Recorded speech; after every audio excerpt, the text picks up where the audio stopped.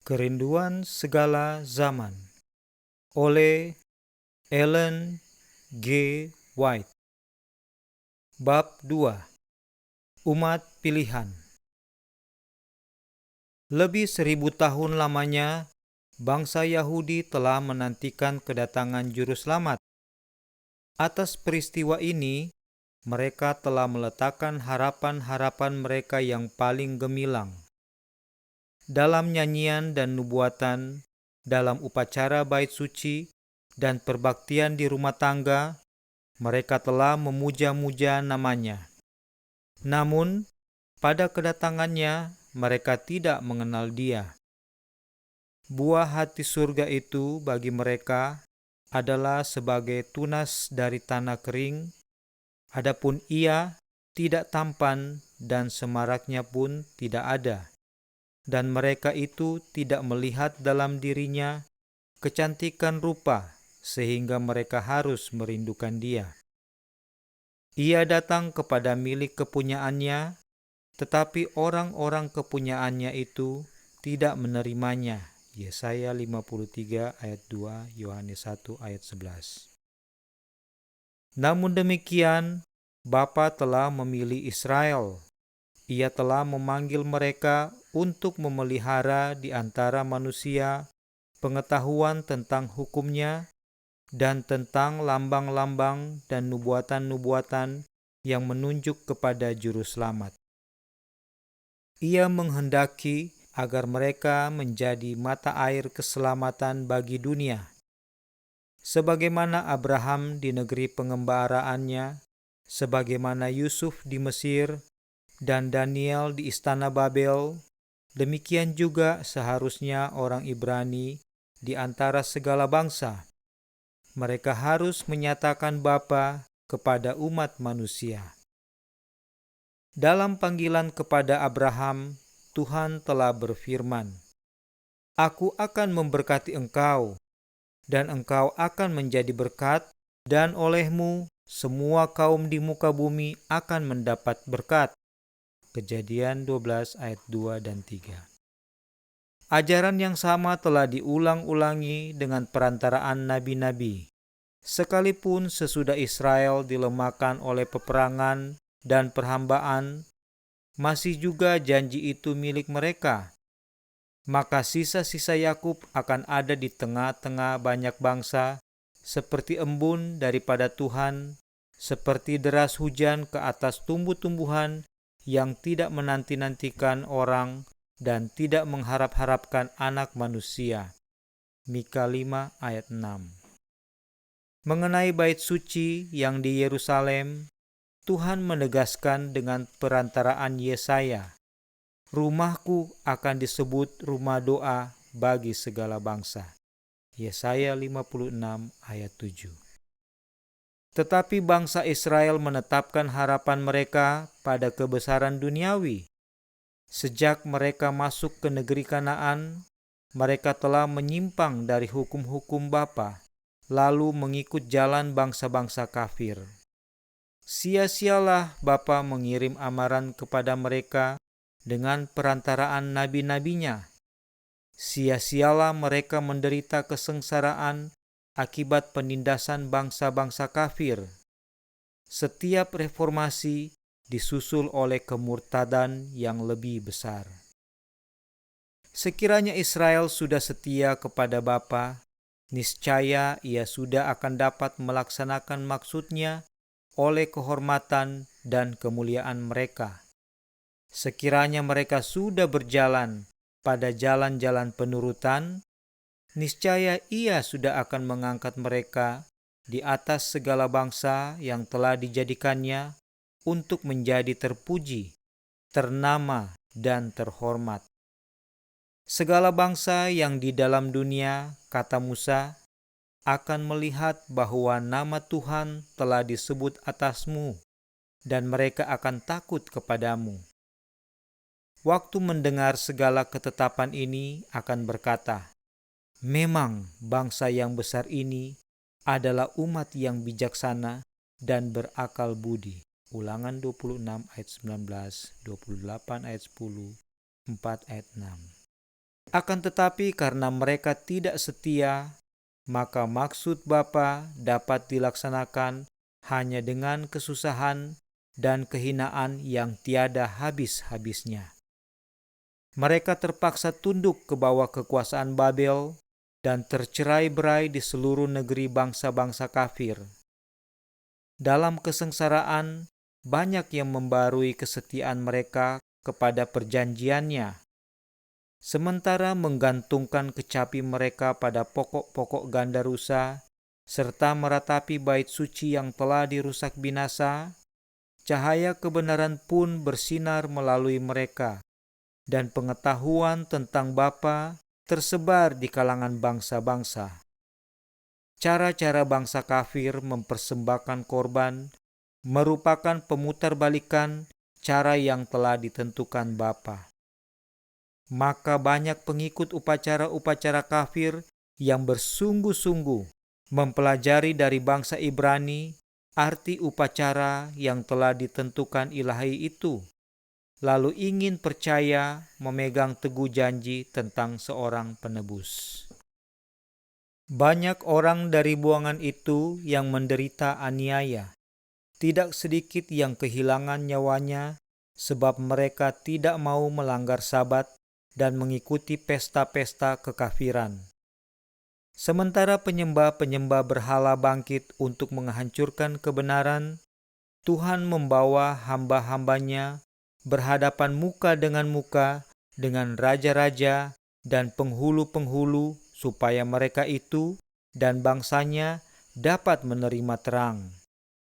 Berkali-kali raja-raja yang paling besar dipimpin untuk mengakui kebesaran Bapa yang disembah oleh orang-orang tawanan bangsa-bangsa Ibrani itu.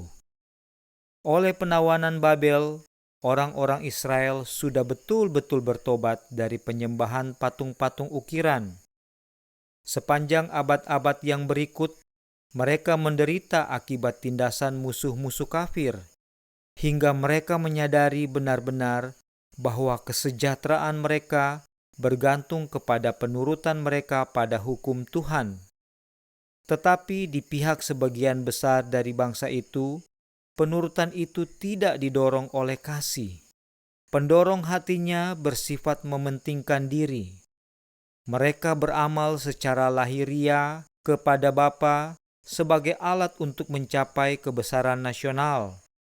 Mereka bukannya menjadi terang dunia, melainkan mengasingkan diri dari dunia supaya terlepas dari pencobaan kepada penyembahan berhala.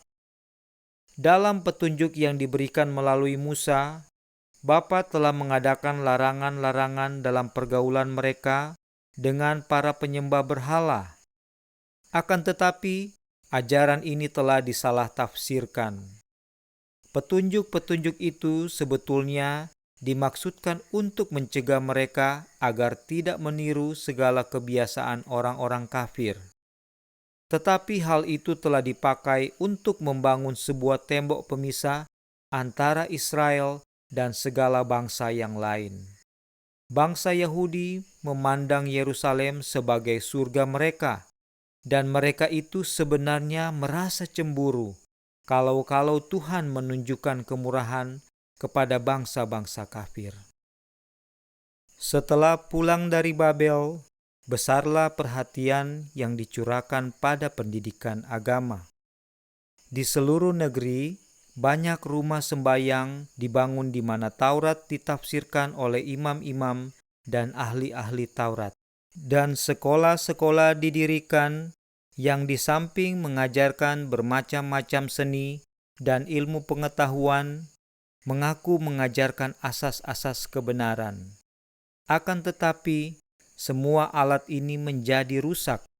Selama dalam tawanan, banyak dari antara bangsa itu sudah menerima pendapat-pendapat serta adat-adat kekafiran, dan semuanya ini dimasukkan ke dalam upacara keagamaan mereka. Dalam banyak hal, mereka meniru kebiasaan-kebiasaan para penyembah berhala. Karena menyimpang dari Bapa, orang-orang Yahudi pun lupa pada ajaran upacara korban. Upacara itu telah dibentuk oleh Kristus sendiri. Dalam tiap bagian, upacara itu melambangkan dirinya sendiri, dan hal itu penuh kuasa hidup dan keindahan rohani. Tetapi orang-orang Yahudi telah kehilangan hidup rohani dari upacara-upacara mereka itu dan telah bergantung pada berhala-berhala yang mati. Mereka percaya pada segala korban dan upacara itu sendiri, gantinya menyandarkan diri pada Dia, yang kepadanya segala korban dan upacara tersebut menunjuk. Untuk menggantikan tempat perkara yang hilang itu, imam-imam serta para rabi memperbanyak tuntutan-tuntutan ciptaan mereka sendiri. Dan semakin bertambah keras tuntutan-tuntutan itu, semakin berkuranglah kasih Bapa dinyatakan. Mereka mengukur kesucian mereka oleh upacara-upacara yang tidak terkira banyaknya, sedangkan hati mereka penuh kesombongan dan kemunafikan. Dengan segenap perintah mereka yang rumit dan berat itu, adalah suatu kemustahilan untuk memelihara hukum itu. Orang-orang yang ingin berbakti kepada Bapa dan yang mencoba menurut ajaran para rabi, bekerja keras di bawah sebuah beban yang berat. Mereka tidak dapat beroleh perhentian dari tuduhan-tuduhan hati nurani yang risau. Demikianlah setan bekerja untuk melemahkan semangat bangsa itu, untuk merendahkan pendapat mereka mengenai tabiat Bapa, dan untuk membawa iman orang-orang Israel ke dalam kehinaan. Ia berharap hendak membuktikan ucapan yang dikeluarkannya waktu ia memberontak di sorga dahulu, bahwa tuntutan-tuntutan Bapa tidak adil dan tidak dapat diturut. Bahkan Israel sekalipun, katanya, tidak memelihara hukum itu. Sementara bangsa Yahudi merindukan kedatangan Mesias, mereka tidak mempunyai pengertian yang benar tentang pekerjaannya. Mereka bukannya mencari penebusan dari dosa, melainkan kebebasan dari bangsa Romawi. Mereka mengharap Mesias datang selaku seorang penguasa perang untuk menghancurkan kekuasaan penindas dan mengangkat Israel menjadi pemerintah seluruh dunia. Demikianlah jalan disediakan bagi mereka itu untuk menolak juru selamat. Pada waktu Kristus lahir, bangsa itu merasa muak di bawah pemerintahan penjajah-penjajah asing dan menderita sakit dengan pertikaian di antara mereka sendiri. Orang Yahudi selama ini diizinkan menjalankan satu bentuk pemerintahan tersendiri. Akan tetapi, tidak ada suatu pun yang dapat menyamarkan kenyataan bahwa mereka sedang berada di bawah kuk bangsa Romawi atau menyenangkan hati mereka kepada batas-batas kuasa mereka itu. Bangsa Romawi mengaku berhak mengangkat atau membebaskan imam besar, dan kedudukan itu acap kali diperoleh dengan jalan kecurangan, penyogokan, dan bahkan pembunuhan. Demikianlah keimamatan itu makin lama makin bertambah rusak. Namun imam-imam masih senantiasa memiliki kuasa besar, dan mereka menggunakan kuasa tersebut untuk mencari keuntungan dan laba bagi diri sendiri. Orang banyak menderita di bawah tuntutan-tuntutan mereka yang tidak kenal belas kasihan dan juga dipaksa membayar pajak yang berat oleh bangsa Romawi. Keadaan ini menimbulkan perasaan tidak puas di segala tempat. Pemberontakan rakyat jelata sering terjadi. Kegelojohan serta kekerasan, curiga, dan sikap masa bodoh terhadap kerohanian merongrong jantung bangsa itu.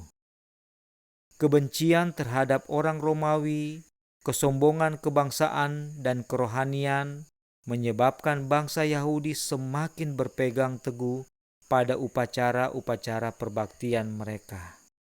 para imam berusaha menjaga nama baik demi kekudusan oleh perhatian yang amat teliti terhadap upacara-upacara keagamaan. Orang banyak dalam kegelapan dan penindasan yang menimpa mereka, dan penghulu-penghulu yang haus akan kekuasaan merindukan kedatangan Dia yang akan menaklukkan musuh-musuh mereka serta mengembalikan kerajaan itu kepada Israel. Mereka telah mempelajari segala nubuatan, tetapi tanpa pengertian rohani. Demikianlah mereka melihat dengan berlebihan segala nubuatan yang menunjuk kepada kehinaan kedatangan Kristus yang pertama kali, dan salah mengartikan nubuatan-nubuatan yang berbicara tentang kemuliaannya yang kedua kali. Kecongkakan mengaburkan pandangan mata mereka. Mereka menafsirkan nubuatan sesuai dengan keinginan-keinginan hati yang mementingkan diri itu.